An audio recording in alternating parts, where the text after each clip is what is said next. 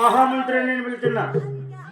ఈ అర్ధరాత్రి వేళలో పూలమాల మల్ల వేసుకొని మూట నెత్తిన పెట్టుకొని పొలోపులుగా నడుస్తున్నావు. ఎవరిలో? అయ్యప్ప స్వామి భక్తుని. అయ్యప్ప స్వామి భక్తుడు ఎక్కడుంటారా? ఊరు మూసాల శివాలయంలో ఉంటాడు.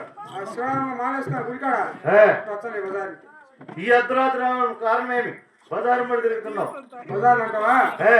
అప్పుడు పోరు పడలేక, పిల్లలు భరించలేక, పిల్లాన్ని పోరు పడలేక బజార్ పోతాను.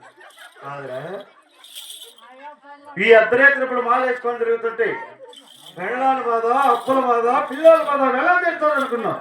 ఏమన్నా సాయంత్రం మాత అప్పు చేస్తా, పక్కన తిరిగి ఇచ్చా అని చెప్తా. వాళ్ళు వచ్చే టైంకి మాలేసుకుని రెడీగా ఉంటా. కొండలు తిప్పుకొని చెప్తా. అంటే ఇప్పుడు మాలగానే ఉంటావు. అప్పటికో కొండలు తిప్పుకొని ఇచ్చా చెప్తా. ఎన్ని రోజులు మాలేసుకున్నావు? 52 రోజులు. 42 రోజులు మాలేసుకున్నావు. 52 రోజులు. 52 రోజులు. 52 రోజులు నిలబడుకున్నావు.